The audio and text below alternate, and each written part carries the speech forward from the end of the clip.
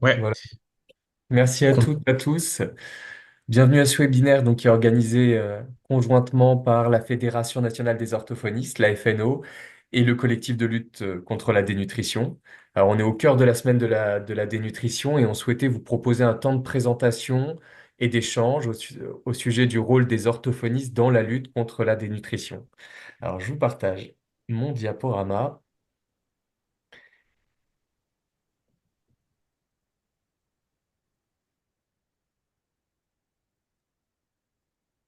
Voilà, et donc ce diaporama s'intitule De la prise en soin des troubles alimentaires pédiatriques à l'accompagnement de la personne âgée, le rôle des orthophonistes dans la lutte contre la dénutrition. Et donc on sera quatre intervenants aujourd'hui pour vous présenter ce sujet. Le professeur Éric Fontaine qui redonnera des clés et des définitions au sujet de la dénutrition. Et puis on laissera la place à trois orthophonistes. Emeline Lesec-Lambre qui parlera des troubles alimentaires pédiatriques chez les tout petits, parce que les orthophonistes interviennent des tout petits en néonatologie jusqu'aux personnes âgées. Émilie Laurin vous parlera davantage des troubles de l'oralité chez les personnes âgées et de la dysphagie. Et puis, ce sera à mon tour à la fin de vous présenter quelques ressources et également un parcours de soins et d'accès aux soins et de prévention qui a été proposé par les orthophonistes. Et puis ensuite, on vous laissera une quinzaine de minutes de questions euh, et on y répondra chacun notre tour. Alors, je laisse la parole au professeur Éric Fontaine pour commencer ce webinaire. Oui, bonjour à tous. Je suis le professeur Eric Fontaine, je suis médecin nutritionniste au CHU de Grenoble et je suis un des fondateurs du collectif de lutte contre la dénutrition. Et donc, je me félicite de voir le nombre de webinaires qu'il y a durant cette semaine et en particulier le vôtre parce que je suis depuis assez peu en fait assez sensibilisé à la question de la dysphagie et notamment des réponses qu'on y donne de temps en temps. Alors, je vais faire juste une petite introduction très très générale qui n'a rien à voir avec les problèmes de déglutition, mais qui est pour remettre un petit peu en perspective ce que c'est que la dénutrition, et donc avec après la porte d'entrée qui est celle des troubles de déglutition. La question c'est pourquoi est-ce qu'il faut manger pour vivre? En fait, il faut manger pour deux choses. La première, c'est pour se construire. Alors, on comprend très bien ça chez les enfants, mais c'est vrai aussi chez les adultes, parce que la maison, même si elle est construite, il faut constamment la réparer, lui rapporter des pièces, et on est fait de ce qu'on a mangé. Et puis, il y a un côté plus classique, qui est le côté calorique, qui est que la maison, il faut la chauffer, il faut lui mettre l'eau, l'électricité pour que elle fonctionne. Et donc, en fait, il faut quand on mange, assurer ces deux pièces de la monnaie, on va dire, le côté calorique, qui est celui dont on va parler maintenant, mais aussi le structural. Alors, ce que l'on mange et ce que l'on est. En fait, ce que l'on mange ou qu'on devrait manger, le nirvana diététique, ça serait de manger à peu près 50% en calories, hein. Je ne parle pas en volume, je parle en calories. 50% de glucides, 35% de lipides et 15% de protéines. Et globalement, dans une alimentation à peu près équilibrée en France, on n'est pas très très loin de ces chiffres. On est un petit peu moins en glucides, un petit peu plus en lipides, mais globalement, on y est à peu près. Par contre, qu'est-ce qu'on est, nous? C'est-à-dire comment on stocke? Eh bien, vous voyez qu'en termes de calories, on a stocké les calories sous forme de lipides. Et là, à 81%, c'est quelqu'un qui n'est pas du tout obèse, hein, c'est quelqu'un de normal. Dans les obèses, bah, c'est encore plus que ça. 18% de protéines, globalement, c'est nos muscles. Et puis, presque rien, moins de 1% de glucides. C'est-à-dire que finalement, quand on va avoir un déficit énergétique, plus tardivement, il y aura un déficit de structure, mais immédiatement, il y a un déficit énergétique. Il va falloir qu'on puise dans nos réserves. Les réserves, la diapositive suivante, c'est ça, en fait, puisque vous avez vu qu'on n'a pas de réserve de glucides, hein, on n'est pas des grains de blé ni des pommes de terre, on est des animaux, et donc nos réserves, c'est nos muscles et nos graisses. Et je vous ai mis ici une coupe d'RMN de deux personnes qui ont un âge différent, mais qui ont le même index de masse corporelle. Et vous voyez que le souci, c'est que naturellement, malheureusement, avec l'âge, on perd des muscles et on prend un peu de la graisse. En tout cas, à poids constant, hein. En fait, l'intérêt de grossir un peu quand on vieillit, c'est de ne pas perdre trop de muscles, même si c'est au prix de prendre un peu de graisse. Diapositive suivante. Alors, le problème de la dénutrition, c'est quoi? C'est pas quand les réserves énergétiques, elles sont vides, hein. C'est pas une panne d'essence classique. La dénutrition, les gens meurent, parce qu'on peut mourir de dénutrition, au moment où on a perdu à peu près la moitié de ses muscles. C'est comme ça dans tous les modèles animaux, et c'est comme ça dans les historiques qu'on a pu avoir, notamment des médecins qui étaient dans le ghetto de Varsovie. Globalement, les gens, quand ils meurent de dénutrition, il leur reste encore des réserves énergétiques. Et ils meurent de dénutrition parce qu'ils diminuent leur défense immunitaire et qu'ils meurent d'une infection banale. Diapositive suivante. Donc, ce qu'il faut comprendre dans ce que c'est que la dénutrition chez les humains, c'est que dans notre corps, on a un stock de graisse qui est la réserve naturelle d'énergie, mais qui n'est pas toujours facile de mobiliser. Et puis, on a un stock de muscles qu'on peut mobiliser pour des raisons énergétiques, mais qui, en fait, vont être nos défenses immunitaires. Il y a une corrélation extrêmement étroite entre la masse musculaire et les défenses immunitaires, et que donc le pronostic de la dénutrition, il est à notre masse musculaire. Diapositive suivante. Et c'est vrai aussi chez les obèses. Ici, c'est une coupe de scanner de deux personnes qui sont obèses, la personne A et la personne B. Et ce qu'on vous a colorisé en rouge, c'est les muscles au niveau de la vertèbre L3, qui corrèlent très très bien avec la masse musculaire totale d'un individu. Et là, vous voyez deux individus, non, on peut reprendre voilà, deux individus qui ont, là encore une fois, le même index de masse corporelle, mais vous voyez que l'individu A, il est obèse, il a plein de graisse, on voit même les bourrelets, hein, mais il a très peu de muscles. Donc, il a la double peine, il est, entre guillemets, gros et dénutri, et celui-là, dans un système de soins très classique, et même dans l'esprit des gens lambda, comme il est gros, il a des réserves, mais en fait, vous voyez qu'il a plus beaucoup de réserves de muscles, et c'est ces gens-là chez qui le diagnostic de dénutrition est difficile parce que ceux qui ont plus que la peau sur les os, on comprend bien qu'ils sont très maigres et qu'ils n'ont pas beaucoup de muscles, mais ceux qui ont peu de muscles enrobés de beaucoup de graisse, c'est là le défi en fait du diagnostic de la dénutrition. Et ce défi, on le relève en fait non pas en faisant des scanners ni des IRM, mais en mesurant la vitesse d'amaigrissement. Alors soit les gens sont très maigres et la question ne se pose pas, soit ils sont pas forcément maigres, mais ils maigrissent. Et ils maigrissent vite. Ce qu'il faut comprendre, c'est que dans la graisse, il y a 9 kilocalories par gramme. Alors que dans le muscle, compte tenu de l'eau qu'il y a dans le muscle, il y a environ 1 calorie par gramme. Ce qui fait que pour le même déficit énergétique, on va maigrir 9 fois plus vite si on consomme nos muscles que si on consomme nos graisses. Et c'est la raison pour laquelle la vitesse d'amaigrissement, c'est un signal très très important de dénutrition, quand bien même les gens sont en surpoids ou obèses. Donc voilà, je crois que j'ai fini là-dessus pour vous donner vraiment un éclairage très très rapide. Je resterai jusqu'à la fin si vous voulez me poser des questions plus spécifiques. Et maintenant, on va essayer d'aborder la question de pourquoi est-ce qu'on est dénutri et notamment lorsqu'il y a des troubles de la prise alimentaire. Voilà, je vous remercie, je vous attends tout à l'heure. Merci. Donc, autour d'Emeline Lesec, qui est orthophoniste, de nous présenter les troubles alimentaires pédiatriques. Merci, bonjour, bonjour à tous. Donc, moi, je vais vous parler effectivement des troubles alimentaires pédiatriques. Je veux bien que tu passes la diapo, s'il te plaît.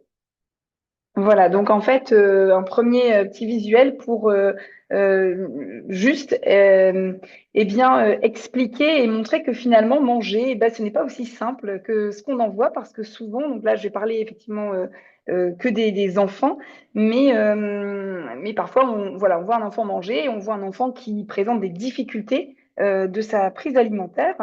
Et puis, on pourrait facilement se dire, bon, ben, cet enfant a voilà, un comportement particulier sur l'alimentation, il refuse de manger, il s'oppose, il embête un petit peu ses parents parce que eh ben, il ne veut pas manger. Parfois aussi, eh bien, on peut recevoir des parents qui disent bah, mon enfant enfin voilà, l'alimentation, en tout cas manger, c'est compliqué pour lui. Or, manger, c'est ce que tout le monde fait, enfin tous les enfants en tout cas réussissent de manière voilà, naturelle. Et pourquoi mon enfant, ben, moi, en fait, a des difficultés pour manger? Eh bien, en fait, manger, il y a ce qu'on en voit, c'est le comportement, c'est l'enfant donc qui a des difficultés, notamment ici pour manger. Mais en fait, qui se passe, c'est que manger, c'est aussi c'est avoir une bonne intégration sensorielle, c'est-à-dire sensoriellement pouvoir accepter les différentes textures, les odeurs, les goûts. C'est aussi tout l'aspect culturel et environnemental. C'est les organes qui sont en lien avec l'alimentation, avec la digestion, avec ce qu'on appelle toute l'oromotricité. Hein. Si j'ai des difficultés de mastication, bah, manger, ça va être compliqué. Si j'ai des troubles digestifs, manger très vite, ça va être difficile. Enfin, vous avez compris, en fait, hein, la respiration, la ventilation. En fait, tout ça, c'est la partie immergée de l'iceberg. C'est pas ce qu'on en voit. Ce qu'on en voit, c'est le comportement. Donc, manger n'est pas aussi simple finalement que ce qu'on en voit. Il y a plein de choses qui sont imbriquées dans le fait de pouvoir manger et de manière la plus optimale possible. Dia suivante, s'il te plaît. Donc, il y a des petites phrases qui peuvent mettre la puce à l'oreille. C'est des parents qui vont dire bah, mon enfant ne mange pas, il ne veut pas se mettre à table, il refuse de manger, il n'aime pas manger. Vous voyez, très comportemental, hein, finalement, c'est le comportement qu'on en voit. Et les repas, c'est l'horreur, il ne mange pas de morceaux, il se fait vomir, il ne mange que devant la télé. Voilà, ça, c'est des petites choses qui peuvent nous mettre la puce à l'oreille et qui pourraient être le signe eh bien, en fait, d'un trouble alimentaire pédiatrique. Alors, qu'est-ce que c'est un trouble alimentaire pédiatrique? En fait, il y a un consensus international qui est sorti en janvier 2019 qui définit, selon deux critères, les troubles alimentaires pédiatriques, hein, donc en anglais, Pediatric Feeding Disorder.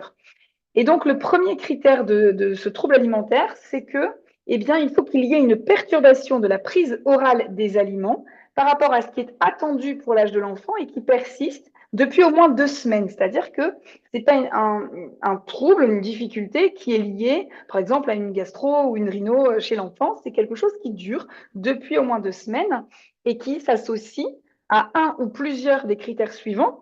C'est-à-dire qu'on peut retrouver cette perturbation de la prise orale des aliments eh bien, dans le cadre d'une pathologie, par exemple un trouble digestif, un reflux gastro-œsophagien, un trouble cardio-respiratoire, des difficultés de déglutition, eh bien, on peut retrouver ces troubles donc dans la pathologie d'ordre médical.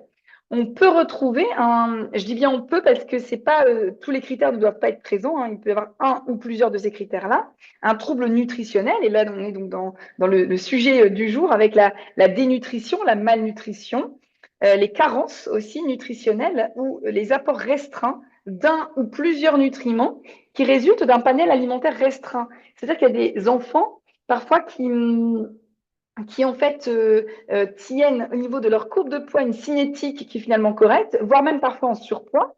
Ils sont parfois en surpoids et pourtant les parents disent manger c'est compliqué et en fait voilà l'entourage pourrait dire bah, ça va, il a l'air d'aller bien parce qu'il est plutôt bien en chair. Et bien pas forcément, hein, il y a des enfants qui ont des carences parce que si l'enfant mange essentiellement des pains au lait au Nutella, eh bien c'est sûr qu'il va tenir une courbe certainement plus ou moins correcte, mais avec des carences qui peuvent s'installer et une malnutrition, une dénutrition aussi qui peut s'installer. Et puis, pour certains enfants, on a la dépendance à une nutrition artificielle qui s'ensuit ou à des suppléments oraux, des compléments alimentaires, eh bien, pour compléter ce qu'ils ne peuvent pas apporter en termes de nutriments par voie orale.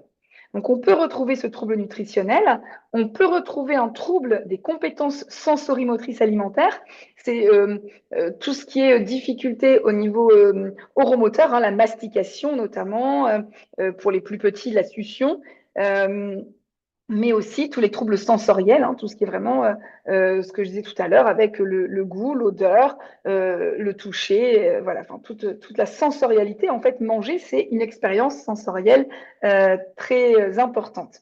Et donc, avec cette nécessité de modifier en fait la texture des aliments, d'adapter les postures, l'installation et d'adapter aussi des stratégies pour que l'enfant puisse accéder à des aliments. Et puis, il y a un critère, enfin, un domaine qui est aussi assez important et qui est arrivé, en fait, enfin, qui est apparu dans cette classification, c'est le retentissement psychosocial. C'est-à-dire que quand les difficultés de l'enfant eh bien, sont présentes depuis un moment, quand manger, finalement, c'est pas facile pour lui depuis très longtemps, eh bien, il y a des stratégies qui sont parentales qu'on considère comme étant inadaptées, je mets des guillemets, hein, l'enfant, on a remarqué qu'il mangeait mieux devant un écran. Effectivement, il se met un peu en auto-hypnose hein, devant l'écran, il n'est plus dans l'activité présente là, et donc les parents arrivent plus facilement à lui donner à manger. Donc en fait, c'est pas forcément qui rigole de nous et qui peut manger, mais qu'il veut juste un écran, c'est qu'en fait, devant un écran, il est passif, mais ça peut être aussi devant un jeu, un livre. Hein. Moi, j'ai vu des enfants devant des livres aussi. Ils sont plus passifs et donc, en fait, manger est plus facile pour eux. Et donc, on imagine bien tout ce retentissement psychosocial. Et donc, le deuxième critère est un critère d'exclusion, c'est que ce trouble ne doit pas être lié à un trouble du comportement alimentaire, type psychopathologie, ni à un manque de nourriture ou à des pratiques culturelles. Donc, en gros, ce diagnostic de trouble alimentaire pédiatrique eh bien, s'applique à un enfant qui ne peut pas consommer une alimentation équilibrée d'aliments solides ou liquides pour assurer sa croissance, en tout cas, et son développement harmonieux. Et on distingue un trouble alimentaire aigu d'un trouble alimentaire chronique qui va durer plus de 3 mois. Et donc, le rôle de l'orthophoniste très rapidement dans ces troubles alimentaires pédiatriques, eh bien, ce sera de travailler sur les compétences oromotrices. Donc, voilà, l'installation, toute l'exploration orale, hein, guidée, toute la motricité bucco-faciale, mais aussi les compétences sensorielles, avec notamment une approche orale progressive, une déshypersensibilisation au niveau sensoriel. On a plein de thérapies aussi sensorielles alimentaires qui nous permettent eh bien, d'aider les enfants à accéder à certains types d'aliments. Et puis, on va pouvoir travailler sur les compétences psychocomportementales. Donc, les partenaires que nous avons, eh bien, il y en a beaucoup et je suis sûre d'en avoir oublié, donc ce n'est pas du tout une liste exhaustive, mais c'était pour vraiment rendre compte du fait que eh bien, l'orthophonie, enfin, le patient est au centre d'une équipe. En fonction de ses difficultés, on pourrait avoir besoin du diététicien si l'enfant a des problèmes effectivement d'ordre nutritionnel. Donc, eh bien, on va être aidé du diététicien pour enrichir, par exemple, les aliments. Hein. On peut avoir des petites données, mais c'est pas notre métier, hein, évidemment. Et donc, travailler main dans la main avec une diète, eh bien, ça va être très intéressant. On va pouvoir aussi travailler en lien avec les ergothérapeutes pour tout ce qui est trouble de l'intégration sensorielle ou adaptation des outils sur le temps de repas, le kiné, le psychomote également, le médecin évidemment qui sera notre interlocuteur privilégié et notamment en cas d'inquiétude aussi sur bien une éventuelle dénutrition, malnutrition de l'enfant, infirmière, etc. Voilà, et donc je voulais illustrer ce propos avec l'exemple de Joseph. Donc Joseph est un petit garçon qui a 4 ans actuellement, qui a un syndrome génétique. Et en fait, Joseph a des difficultés alimentaires d'ordre sensoriel majeur. C'est un enfant qui, pendant longtemps, un bébé d'ailleurs, hein, qui pendant longtemps, eh bien, pour qui l'alimentation par la bouche était compliquée dès que les aliments n'étaient pas lisses, donc au passage aux morceaux, petits morceaux tendres, fondants, en fait, il a une telle hyperréactivité sensorielle orale qu'en fait, il allait jusqu'à vomir. Alors, il ne se fait pas vomir, c'est pas comportemental, mais il vomit par hyperréactivité sensorielle orale. Et le fait de vomir fait que eh bien, la prise alimentaire qui a eu lieu, bah, du coup, comment dire, n'est pas intégrée pour lui. Et donc Joseph, bah, très vite, il a eu des soucis de prise de poids avec donc un travail vraiment très en lien. Donc moi, j'étais en lien, je me suis mise en lien avec le gastropédiatre, avec qui on a fait donc une consultation conjointe pour. Enfin, la situation de Joseph est intéressante parce qu'en fait, on a chacun nos objectifs. Donc le gastropédiatre a l'objectif, eh bien évidemment, de faire grandir et grossir cet enfant. Et bien sûr que, en tant qu'orthophoniste, j'ai en tête l'importance de sa croissance, évidemment, mais aussi des objectifs eh bien, à mon niveau qui sont permettre à Joseph d'accéder à des morceaux, ne serait-ce que des morceaux tendres.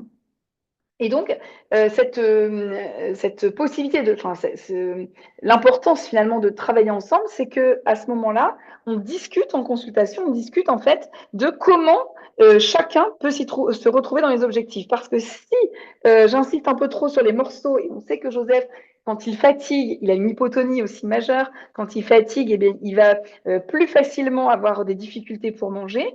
Donc, il va plus facilement vomir aussi.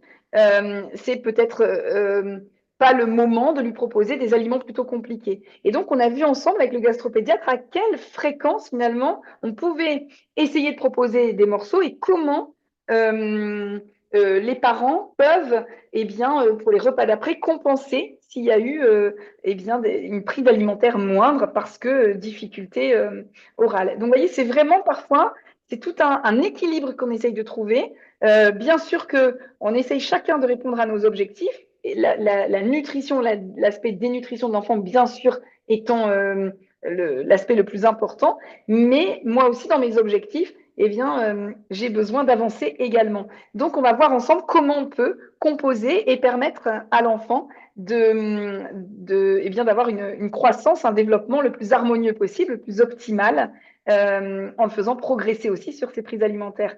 Et donc, finalement, sans ce lien gastropédiatre, et il y a eu la diète également hein, dans la boucle, mais sans ce lien ensemble, eh bien, peut-être que moi, j'aurais pu aller parfois un peu trop loin dans mes propositions et finalement impacter les objectifs de croissance pour Joseph.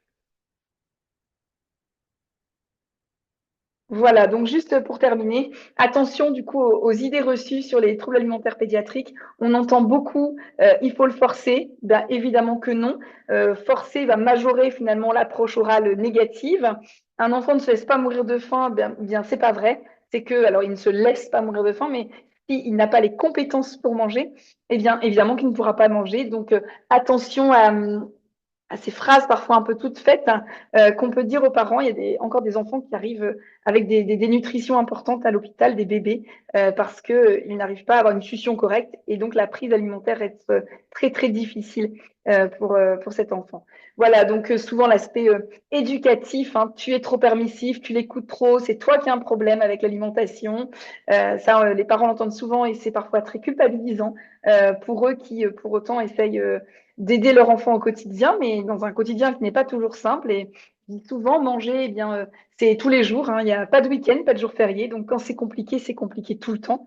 Et ça, c'est vraiment important de le garder en tête. Voilà, t'inquiète, il va avoir un déclic. Bon, ça, c'est un petit peu, voilà, n'attendons pas, en tout cas, surtout quand il y a un impact sur la croissance, c'est essentiel eh bien, de les accompagner, en tout cas, de consulter le plus rapidement possible. Voilà, je pense que j'ai Merci. terminé. Merci Emeline pour cette présentation. On donne la parole à Émilie Laurin, orthophoniste, qui va nous présenter les troubles de l'oralité et la dysphagie chez la personne âgée. Oui, merci. Bonjour à toutes et à tous. Donc, effectivement, voilà, l'orthophonie à tous les âges de la vie. Donc, ici, pour reprendre une définition de la dénutrition, mais le professeur Fontaine en a parlé en début de ce webinaire. Voilà, la dénutrition, effectivement, qui représente l'état d'un organisme en déséquilibre nutritionnel, qui peut être lié à un des facteurs ou à une association de plusieurs facteurs. Hein. Donc, comme on en a parlé, le déficit d'apport protéino-énergétique, une augmentation des dépenses énergétiques totales, une augmentation des pertes énergétiques et ou protéiques. Ce déséquilibre inhérent à la dénutrition conduit effectivement à un effet délétère sur les tissus. Oui, il y a des changements mesurables des fonctions corporelles et ou de la composition corporelle associés à une aggravation du pronostic des maladies chez nos patients plus âgés. Je veux bien la slide suivante, merci. Donc, l'identification d'une de ces situations doit conduire à rechercher une dénutrition. Donc, c'est le médecin, effectivement, qui va poser le diagnostic de la dénutrition. Nous avons, depuis novembre 2021, les recommandations de l'HAS autour, justement, du diagnostic de la dénutrition de la personne âgée de plus de 70 ans. Ce qui est important, c'est qu'avec le vieillissement, la pression de la langue est moins importante chez les personnes qui sont sarcopéniques et les personnes fragiles, comparativement aux personnes en bonne santé, ce qui impacte alors leur déglutition. Cette réduction, elle est aussi associée à la diminution de la masse et de la puissance des muscles squelettiques. Donc, on le voit, effectivement, un sujet qui aura donc des difficultés au niveau musculaire. Les critères de dénutrition sévère, donc qui sont donc sur ces recommandations sont mesurables. Un seul de ces critères suffit. Donc, un IMC inférieur à 20 kg par mètre carré, une perte de poids de plus de 10% en un mois, ou au-delà en 6 mois de 15%, ou par rapport au poids habituel avant le début de la maladie dont peut souffrir le patient. On va pouvoir rechercher l'albuminémie. Si celle-ci est inférieure à 30 grammes par litre, effectivement, le patient sera donc diagnostiqué en dénutrition. Slide suivante. Donc, les facteurs de fragilisation, donc pour la personne qui va entrer, enfin voilà, l'importance, pardon, pour tous et pour les orthophonistes en pluriprofessionnalité, c'est d'agir tôt pour prévenir l'entrée dans la fragilité. Effectivement, les facteurs de fragilisation sont cognitifs, mais ils sont aussi sensoriels, moteurs, sociaux et nutritionnels. Effectivement, vous le voyez, ceci rejoint ce que ma collègue Emeline a pu vous expliciter pour l'oralité primaire des tout-petits. Pour l'oralité secondaire de l'adulte et notamment de l'adulte vieillissant, effectivement, on a ces types de facteurs de fragilisation. La perception sensorielle qui joue un rôle important au niveau des fonctions cognitives, dont la mémoire qui est très impliquée dans la perception gustative et olfactive. La surdité et les déficits visuels aussi sont des facteurs déterminants de la fragilisation cognitive et sociale chez nos patients. Donc, il y a bien un lien entre fragilité neurologique, déficit sensoriel et la perte de l'autonomie de nos patients, mais surtout sur le plan alimentaire. Donc, vous le voyez, on parle effectivement de troubles de l'oralité, on parle de presbyphagie. Donc, une étude de l'adresse de 2018 démontrait déjà que 17% des personnes de 60 ans et plus vivant à domicile rencontrent des difficultés à mordre et à mâcher un aliment ferme ou ne pas y parvenir, même lorsqu'elles portent un dentier. Donc ça, c'est la population globale. On a, même sans avoir de pathologie particulière, avec l'âge, nous avons, et un vieillissement normal, une altération qui est naturelle et physiologique de notre déglutition. On l'appelle la presbyphagie primaire. C'est une fragilité, une altération de la déglutition qui est due à l'âge. Donc effectivement, on parle souvent des problèmes sensoriels de presbyacousie au niveau de l'audition ou de presbytie au niveau visuel. Il faut savoir aussi qu'il est souvent repéré une presbyphagie et donc selon son intensité, et la coexistence ou non de déficit sensoriel et cognitif, il va y avoir une incidence qui va être sensible sur l'autonomie de ces personnes, avec des difficultés pour s'alimenter, un trouble de la déglutition et parfois ça peut mener à une malnutrition, voire à une dénutrition. Donc, cette importance d'agir vraiment tôt. On a donc aussi établi qu'il y avait un lien entre la fragilité et la presbyphagie. De nombreuses études aujourd'hui nous montrent que les conséquences de la dysphagie, notamment la malnutrition et la pneumopathie d'inhalation, contribuent au développement de la fragilité. Et à l'inverse, l'apparition de la fragilité chez le sujet âgé peut aussi conduire à la dysphagie et à l'aspiration. Il existe donc effectivement un lien très fort entre la fragilité et les signes fonctionnels de presbyphagie primaire. Fragilité, sarcopénie et déglutition semblent donc étroitement liés.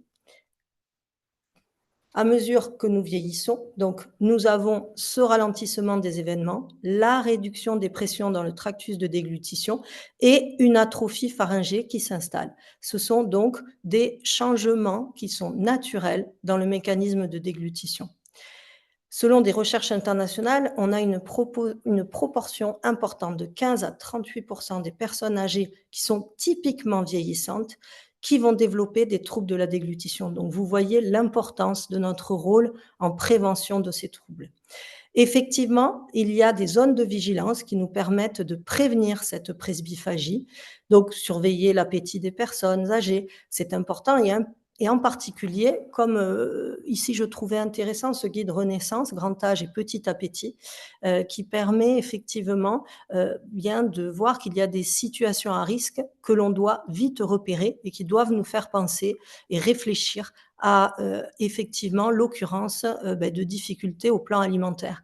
On le sait, l'occurrence d'une maladie, une opération, une hospitalisation, il va y avoir des changements dans les habitudes donc, de notre patient, l'apparition d'une dépression, évidemment l'apparition de troubles neurologiques, des troubles bucco-dentaires. Oui, la prévention, elle est pluriprofessionnelle, elle se fait effectivement aussi autour des troubles de notre sphère orale et de son entretien. Donc l'importance de continuer à aller donc consulter le dentiste, et bien sûr des troubles de la déglutition, effectivement aussi des troubles de la digestion. Une personne qui va avoir des troubles de la digestion, évidemment, va plus ou moins se détourner, en tout cas, de cet acte de s'alimenter.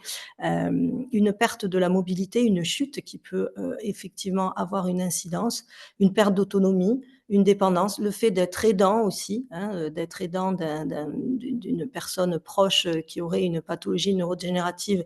On sait que là aussi, on doit être très vigilant pour l'aidant. La polymédication, un stress important, la solitude qui peut s'installer, et puis effectivement, des difficultés financières et parfois aussi des régimes un petit peu restrictifs qui ne sont pas toujours adaptés quand on entre dans l'âge. Donc le repérage de cette presbyphagie primaire, des troubles de l'oralité alimentaire chez le sujet âgé est nécessaire, essentiel, car ces troubles sont méconnus et sont trop souvent sous-diagnostiqués.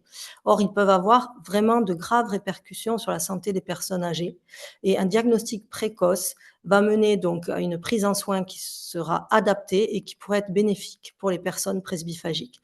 La prévention pourrait améliorer cette précocité de la prise en soin, notamment de la prise en soin orthophonique, du diagnostic à l'accompagnement thérapeutique. Donc, la prise en soin orthophonique de l'oralité, quel est notre travail? Une fois notre diagnostic posé, ce sera de mettre en place des moyens d'intervention en pluriprofessionnalité, comme je le disais, donc le contrôle dentaire, effectivement, le maintien d'une bonne hygiène bucco-dentaire, des capacités fonctionnelles aussi avec le kinésithérapeute, le travail nutritionnel avec le diététicien, et puis tout ça avec effectivement le lien avec le médecin traitant ou le médecin qui suit le patient au moment donc d'un événement de vie, une hospitalisation ou autre. Des adaptations qui vont pour nous avoir trait à la texture alimentaire ou à la consistance des boissons, mais pas que. C'est-à-dire que trop souvent, on a tendance à vraiment cibler ou en tout cas penser que les idées reçues autour de la prise en soin orthophonique des troubles de l'oralité alimentaire, c'est toujours de dire oui, c'est l'adaptation des textures et des consistances des boissons. Or, ça n'est qu'une partie de notre travail. Il faut qu'on travaille autour de la situation de repas avec comme objectif primordial le maintien du plaisir alimentaire. On n'en parle pas suffisamment, mais c'est vraiment une prise en soin qui est écosystémique et globale, qui est dans le système de vie du patient. Et c'est vrai qu'on ne peut pas isoler l'alimentation du plaisir alimentaire, de la sensorialité. Il ne faut pas penser que c'est que les adaptations effectivement autour de l'alimentation, mais c'est aussi l'autonomie pour préparer les repas, la stimulation cognitive. On va donc nous travailler sur la sensorialité, sur les fonctions oromyofaciales, sur le langage, la communication, sur les fonctions cognitives, parce que comme je vous le disais, elles ont un impact sur la qualité de la déglutition, et un accompagnement du patient, mais aussi de ses aidants. Tout ça, c'est très important. Dans le cadre de troubles neurologiques, on va intervenir dans le cadre de troubles ORL ou de troubles psychiatriques, donc parce que le risque de dénutrition du sujet est alors accru avec l'émergence d'une dysphagie. Donc l'orthophoniste effectue donc toutes les préconisations de texture alimentaire, de consistance des boissons, mais aussi d'installation, de posture facilitatrice, tout ça en lien avec le diététicien, l'ergothérapeute, le kinésithérapeute, le dentiste, l'équipe soignante des services, le médecin, etc. C'est vraiment un travail autour du patient. Ensuite, j'ai souhaité m'attarder sur effectivement la dénutrition dans le cadre de troubles neurocognitifs légers ou majeurs dus à la maladie d'Alzheimer. C'est une grande part de notre travail en tant qu'orthophoniste auprès du sujet âgé. Ce qu'il faut bien comprendre, c'est que l'hyporéactivité sensorielle chez ces patients, elle est vraiment au premier plan. Il faut vraiment avoir ça à l'esprit, puisque dans les troubles neurocognitifs majeurs, on a donc des troubles de l'oralité qui s'installent. L'oralité est donc impactée sur tous les plans, sur le plan alimentaire, sur le plan verbal, mais aussi sur le plan sensorimoteur. Ces troubles de la déglutition, ils surviennent précocement et affectent plus particulièrement les phases préorales et orales de la déglutition. Ils arrivent très tôt, il faut savoir les identifier très très tôt, car plus on les identifiera tôt, plus on pourra mettre en place un accompagnement optimal auprès de ces patients et de leurs aidants. Donc, ils arrivent précocement, comme je le disais. Alors, excuse-moi, je n'avais pas fini sur la précédente. Voilà. Ils affectent effectivement les phases préorales et orales, mais ça n'exclut pas aussi la possibilité qu'on ait un trouble du transport, c'est-à-dire un trouble de la déglutition au niveau pharyngé et œsophagien, pour lequel on va donc mettre en place toutes les préconisations qui sont nécessaires. Mais ces troubles du comportement alimentaire sont souvent sous-diagnostiqués, donc on doit vraiment mener une prévention efficace auprès des aidants que l'on doit toucher dans notre prise en soin dès le début de cette prise en soin. Donc, effectivement, là, on a différents outils à notre portée pour pouvoir mettre en avant l'état nutritionnel des patients, notamment le mini nutritional assessment qui est très utilisé dans les structures gériatriques. Mais toutes ces études ne prennent que rarement, elles vont vraiment être sur les marqueurs biologiques et vont rarement prendre en compte l'évaluation du plaisir et du bien-être de ces sujets, considérant plutôt l'alimentation comme un objet thérapeutique alors qu'elle revêt, comme on l'a vu, des dimensions beaucoup plus larges. Diapositive suivante. Donc, le rôle des soignants, des aidants professionnels, est de favoriser la nutrition et de transmettre le plaisir. Il faut vraiment, vraiment garder ça à l'esprit. Ce n'est pas uniquement le fait de s'alimenter. C'est aussi pouvoir, au niveau sensoriel, avoir quand même pleinement cette sensorialité, ce goût, les odeurs, etc. Tout ça, c'est très important. Ce n'est pas qu'agir sur la texture de l'aliment ou la consistance des boissons. On va cibler les aliments selon les apports nutritionnels. On va inciter les résidents à manger. Mais on va aussi, parce que vous le savez en exerçant auprès de ces sujets, qu'il y a souvent un tri intrabuccal et des comportements qui sont très perturbateurs au moment de l'acte de s'alimenter. C'est autour de tout ça qu'on va donc, nous, les orthophonistes, accompagner donc les soignants dans la mise en place d'adaptation et de consignes au cours des repas. Donc, c'est effectivement l'aide alimentaire ciblée qui va améliorer les apports nutritionnels de nos patients dysphagiques.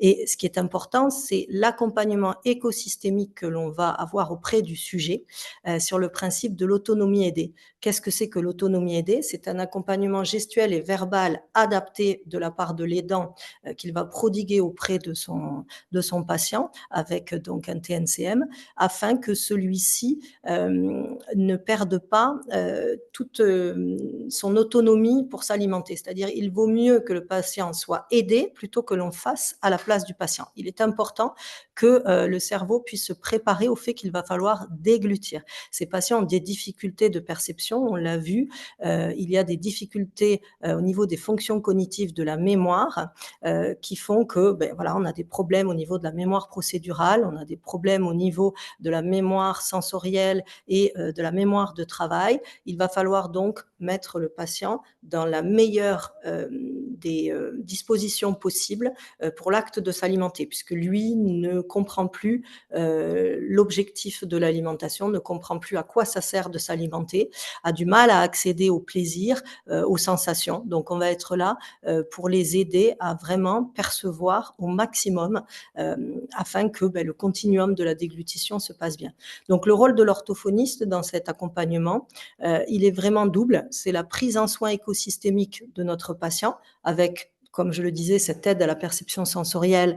On va travailler autour de l'oralité verbale, de l'oralité alimentaire et sensorimotrice. On ne peut pas isoler donc les troubles alimentaires des troubles cognitifs et sensorimoteurs de nos patients. Et puis, on aura un rôle effectivement d'accompagnement des aidants professionnels et familiaux et un rôle aussi de formation des aidants au quotidien et de formation plus ciblée autour des troubles de l'oralité.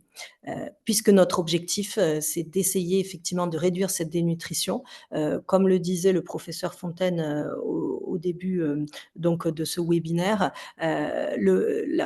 effectivement, chez ces patients, eh bien, la principale cause de mortalité, c'est effectivement la dénutrition, les pneumopathies d'inhalation qui vont avoir lieu lors des prises alimentaires. Donc, il est important pour nous de prévenir tout ça. Vous voyez, je vous ai mis quelques photos ici de matériel en bas que je vais utiliser pour la stimulation sensorielle, ou bien des photos où vous voyez de l'accompagnement gestuel du geste de mise en bouche. Quand le patient ne peut plus faire le geste de mise en bouche avec son couvert, on va l'accompagner, on va accompagner son geste, le verbaliser. Pourquoi pas du finger food aussi. Et vous le voyez à droite, vous avez une situation où un patient, effectivement, est gêné dans son continuum de la déglutition avec beaucoup de rejets extrabuccaux. Donc, on met en place ensuite des adaptations pour permettre d'éviter l'occurrence de ces troubles et permettre de redonner du plaisir à nos patients et des prises alimentaires qui soient plus optimales.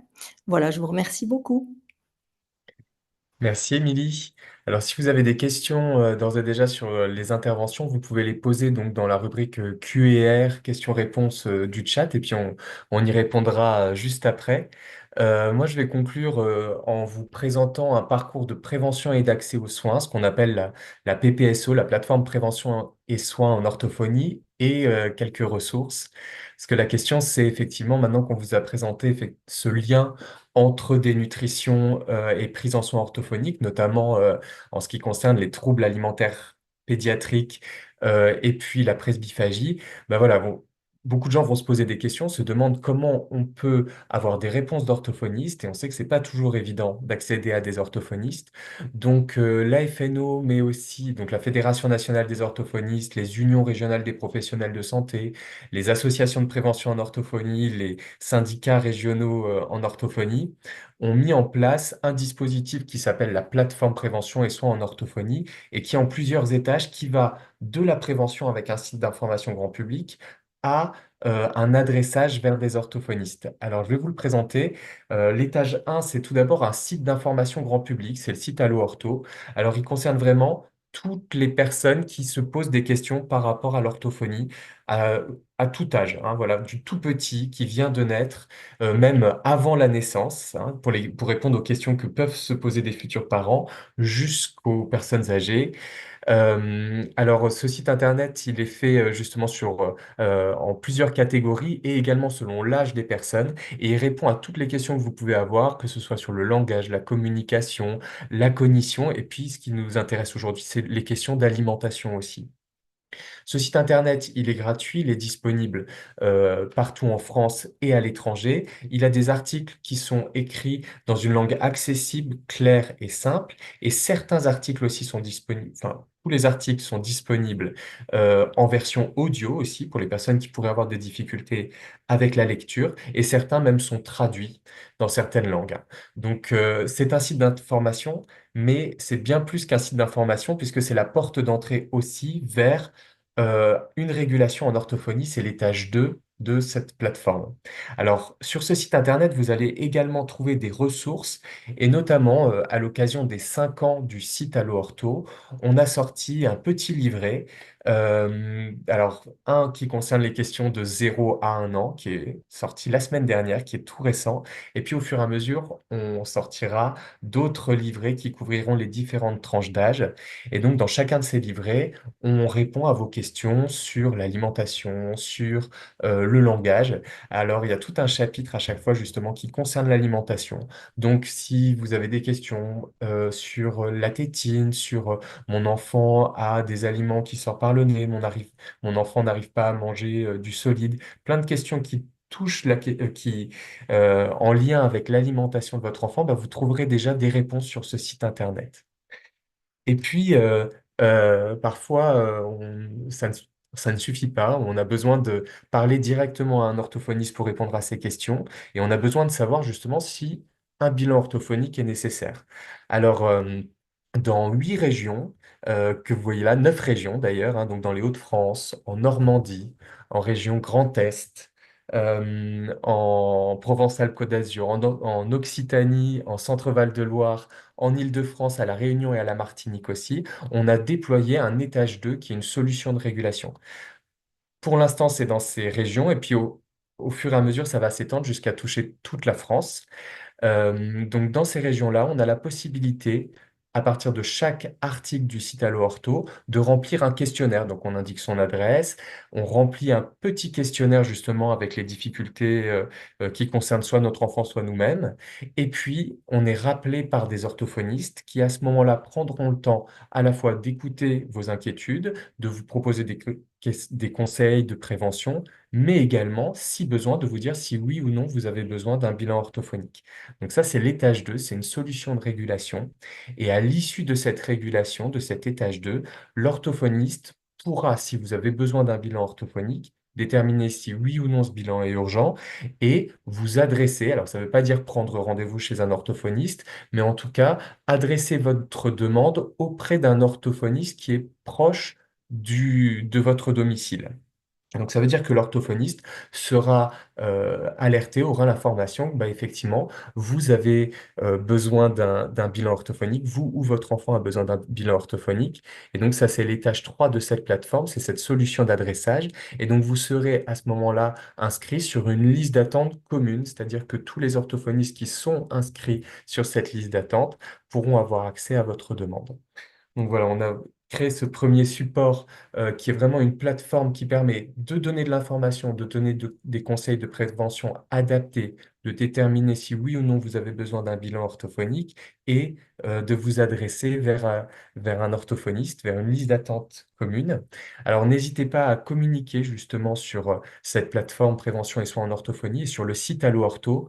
Pour ça, on a créé des affiches, justement, des affiches qui concernent le tout petit, les difficultés d'alimentation, les difficultés d'apprentissage, mais aussi les personnes âgées.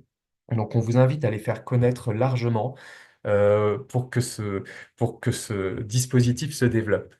Et puis, concernant plus particulièrement la question du repérage et de l'accompagnement des personnes âgées, la Fédération nationale des orthophonistes a créé un guide l'année dernière lors d'une campagne qui s'appelle Je vieillis et si j'avais besoin d'orthophonie.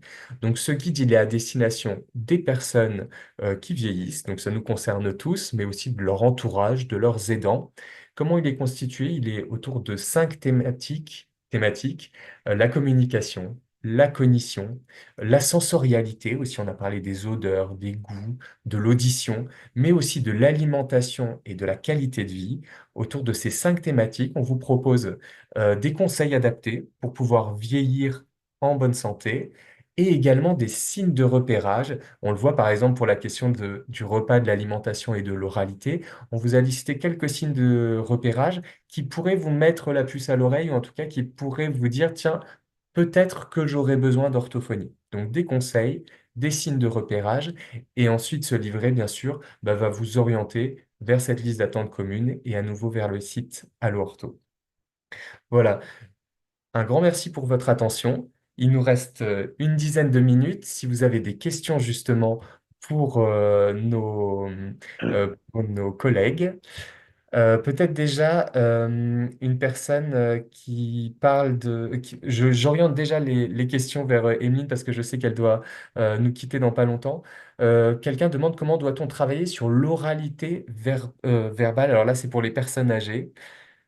Parce que, oui, Emeline n'est plus avec nous, donc il n'y a pas forcément de questions pour les tout petits. Alors peut-être que c'est pour toi, Émilie. Comment Oui, travaille-t-on sur l'oralité verbale pour les personnes âgées? Oui, alors comment travailler sur l'oralité verbale? Effectivement, il est important de maintenir le lien de communication, avec, le patient âgé. Il faut vraiment les stimuler, aller, toujours, aller les chercher. Alors après, vous me direz effectivement, quand les patients sont atteints de pathologies, neurocognitives comme, donc Alzheimer, heu, évidemment, le patient va, plutôt aller vers, le langage non verbal. Mais c'est donc important à ce moment-là, que les soignants, les aidants, puissent effectivement continuer à maintenir le lien de communication, avec les patients. J'ai aussi répondu à une autre question, qui était dans les questions-réponses autour de comment faire pour repérer une presbyphagie si on n'a pas d'orthophoniste.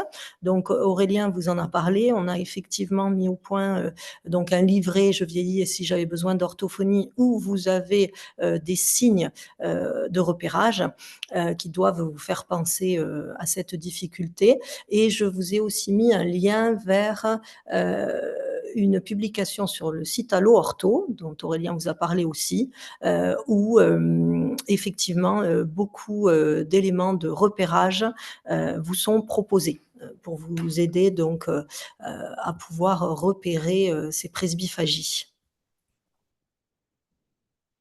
Il y a une nouvelle question. Est-ce que l'orthophonie peut aider une personne ayant probablement eu un trouble de l'oralité enfant, mais ayant évolué vers une anorexie, phobie de vomir à l'adolescence, ou est-ce trop tard? Alors, c'est vrai qu'Emeline aurait mieux répondu que moi à cette question, puisqu'elle s'occupe préférentiellement de ces difficultés-là. Moi, je vous dirais, voilà, vous l'avez compris, il y a un continuum dans l'oralité, entre l'oralité primaire avec le développement. Vraiment, vous avez vu ce lien. Emeline vous a vraiment parlé de la mise en place de cette sensorialité, de ces fonctions sensorielles, oromotrices.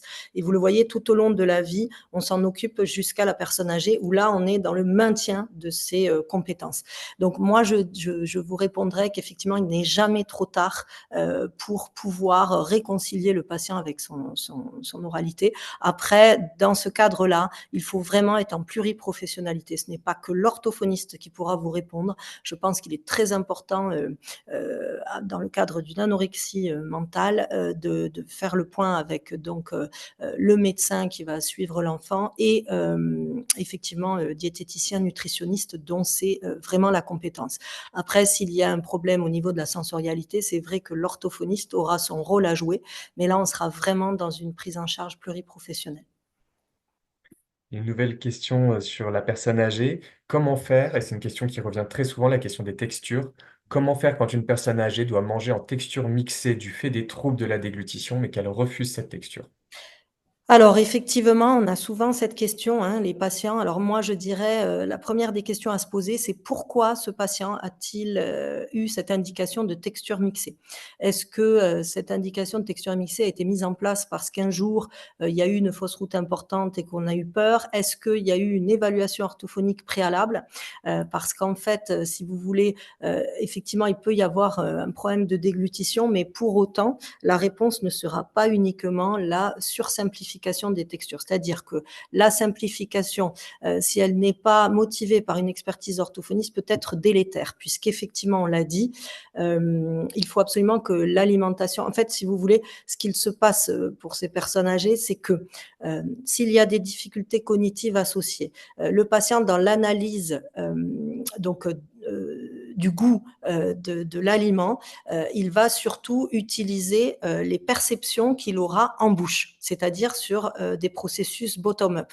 Les processus top-down dans la perception du goût, c'est-à-dire de faire appel à une image mentale, à une image, on va dire, de la mémoire gustative, ça va être perturbé. Donc c'est vrai que si l'aliment n'est pas stimulant, ça va être très compliqué. Par contre, si on n'a pas le choix que de donner une texture très simplifiée à un patient, ben là, il va falloir effectivement beaucoup travailler sur l'accompagnement gestuel et l'accompagnement verbal de ce patient. Voilà, ça c'est vraiment très important parce que effectivement, c'est d'accompagner le patient sur les goûts, alors peut-être qu'on peut rajouter aussi des adjuvants comme la capsaïcine ou enfin vous savez la pipérine du poivre, la capsaïcine du piment qui vont donner plus donc de goût à cette texture. Mais là, je dirais qu'il est quand même nécessaire de faire un bilan orthophonique pour voir où on se situe dans les difficultés du patient. Est-ce que réellement il doit être en mixé ou est-ce qu'on a un trouble de l'oralité, du comportement alimentaire? Et à ce moment-là, effectivement, il faut vraiment réfléchir aux adaptations. Si le patient a encore des dents, qu'il peut avoir une efficacité masticatoire. On ne l'a pas dit, mais c'est vrai que la mastication, je vous ai dit qu'on faisait la prise en soin au niveau orofacial chez ces patients, hein, des fonctions oromyofonctionnelles et faciales, oromyofaciales. La mastication avec l'insalivation joue un rôle très important dans la déglutition et même pour la digestion. Donc c'est important, tant qu'on peut le faire, de privilégier la mastication.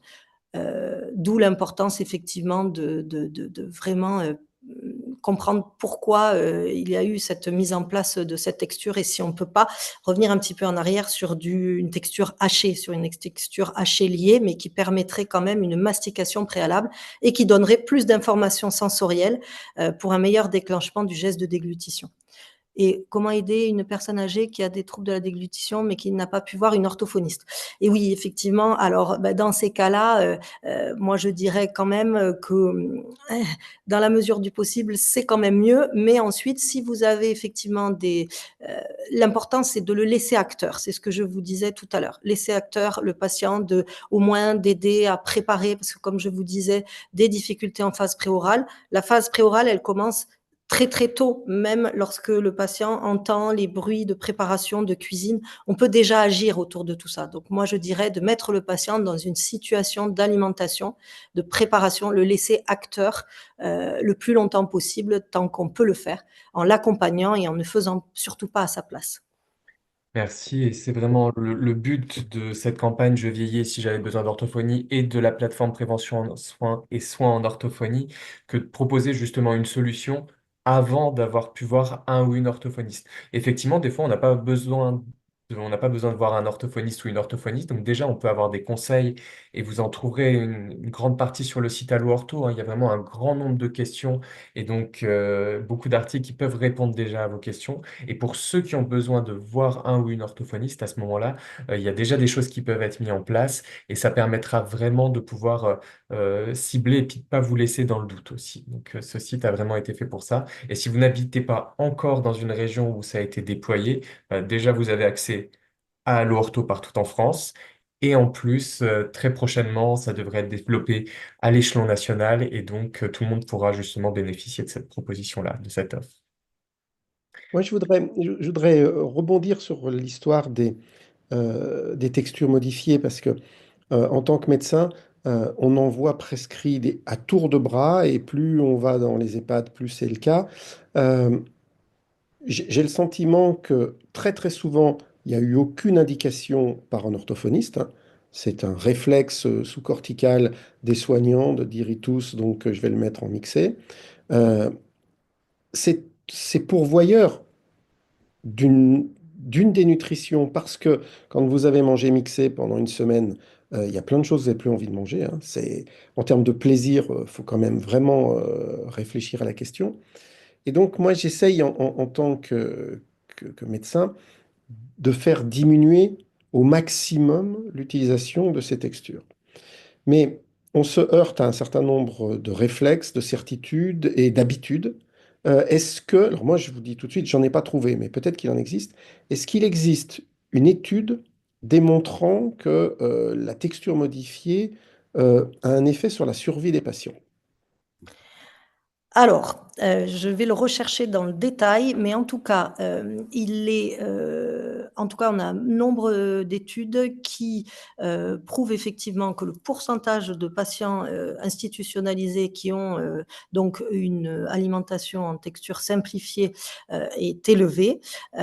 Ensuite, moi, je rebondis sur ce que vous avez dit et que je trouve très intéressant de dire oui, le patient a fait peur, il a toussé, on l'a passé en mixé. Or, je veux juste rappeler, et c'est l'occasion qui m'en est donnée ici, que le premier rôle de la déglutition, c'est la protection des voies aériennes. Donc, tant que le patient tousse, en fait, c'est que Mm. justement, il est capable d'expectorer, de protéger ses voies aériennes. Et au contraire, si derrière, la seule adaptation qu'on propose, c'est de le passer en mixé, ben, en fait, il va y avoir une action assez délétère dans le sens où justement, ben, il y aura moins d'informations sensorielles, comme je le disais. Le cerveau aura moins d'informations afférentes pour déclencher un geste de déglutition sûr. Il faut vraiment considérer la déglutition comme un continuum avec des informations afférentes qui doivent être de meilleure qualité possible, comme je vous disais, pour que du coup, on n'expose pas le patient à la pneumopathie d'inhalation. Parce qu'en fait, par contre, on a vraiment des outils et des publications, notamment autour de la pneumopathie d'inhalation, qui est multifactorielle. Et on ne pourrait pas juste prétendre que ce soit que la dysphagie qui soit en cause dans l'occurrence d'une pneumopathie d'inhalation, mais au contraire, elle est multifactorielle et le degré de dépendance à l'alimentation est un facteur prédictif puissant. Donc, je dirais que, vous voyez, nous, c'est vraiment, moi, pour former beaucoup dans les structures gériatriques, l'objectif, c'est effectivement de réduire la part de mixer, mais d'aider surtout les soignants à mettre en place donc toutes les adaptations qui sont nécessaires pour eux dans l'accompagnement et dans l'autonomie aidée. Et c'est par Mm. ce versant qu'on arrivera et qu'on arrive à stabiliser en tout cas comment dire, stabiliser excusez-moi, j'en perds le statut nutritionnel de notre patient. En fait, souvent dans les formations, on arrive à dire, voilà, on arrive à mettre les patients dans des groupes, il est à risque fort ou à risque modéré de dénutrition. L'objectif, d'aider les structures à faire en sorte que les patients puissent bouger d'un groupe à l'autre avec des adaptations qui soient... Vous plaidez un convaincu, moi j'en suis absolument convaincu. Et je suis tout à fait convaincu que les gens, quand ils toussent pas, et alors qu'ils ont un trouble de déglutition, c'est le meilleur moyen de faire la pneumopathie d'inhalation. Parce que justement, la toux, c'est une manière de répondre à l'agression. Mais Exactement. dans l'esprit des gens, la disparition de la toux parce que vous avez une texture modifiée, fait disparaître Le risque. le risque. Vous voyez ce que je veux dire? Et alors que c'est tout le contraire. Donc ça, je crois que Exactement. c'est vraiment très, très important qu'on le répète, qu'on partage cette information et que on essaye de déconstruire les idées reçues. Parce Tout à que fait. honnêtement, le truc, il a toussé un jour, il mange mixé toujours, ça se voit et Beaucoup. Mal. c'est pas normal, hein. Et je Oui, pense vraiment que transitoirement, si les gens ont peur qu'on fasse ça pendant quelque temps, mais il faut absolument que le diagnostic soit confirmé par un professionnel et que même si le patient, parce qu'ils ont parfois certains, ils ont des troubles, mais ils ont toute leur tête, hein. Quelqu'un qui a fait un accident vasculaire, il est capable enfin certains est capable de décider, et s'il préfère manger, quitte à faire une fausse route tout à mortelle, fait. je pense qu'à la fin, c'est le patient qui doit choisir.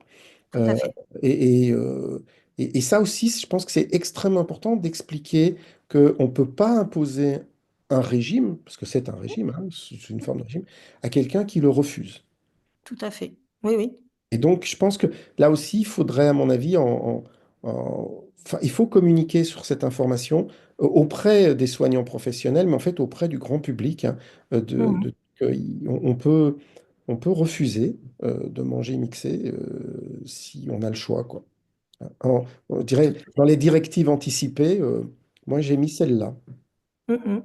Je Oui, veux oui, pas. moi j'ai souvent, parfois le cas de patients, notamment aussi même des patients avec des pathologies comme la sclérose latérale amyotrophique qui Hum, disent, ben moi, je préfère choisir, quitte à mourir, je préfère mourir hum, en mangeant des frites que hum, alors que je sais que de toute manière mon issue, parce que c'est souvent des personnes jeunes, celles-ci, oui, et hum, on a souvent ces questionnements éthiques également avec les familles, vous savez, aussi de patients avec des pathologies neurodégénératives, parce que effectivement, on le sait aussi, parfois les familles apportent une alimentation un peu plus texturée, même dans les structures. Donc hum, voilà, tout ça, c'est des questionnements éthiques qu'on a souvent, mais c'est vrai que je suis d'accord avec vous et c'est ce que moi je prône vraiment en formation et au quotidien dans l'exercice de ma profession, c'est effectivement de combattre toutes ces idées reçues. Il faut hum. du bon sens soignant et arrêter que la peur guide effectivement nos décisions. Ça, c'est vraiment quelque chose de très délétère. Très bien. Eh bien, écoutez, Aurélien me disait qu'il a été obligé de quitter, donc il me disait que je puisse donc conclure ce webinaire. Donc, merci, professeur Fontaine, merci, monsieur À vous. Fossati, merci à tous, et merci à toutes et à tous pour votre présence, et à très bientôt. Merci. Et je termine ce webinaire en vous précisant que donc le replay sera disponible sur le site du collectif et qu'on vous enverra à tous et à toutes un mail de remerciement avec les ressources utilisées à disposition. Merci beaucoup, bonne soirée. Merci, au revoir. Au revoir.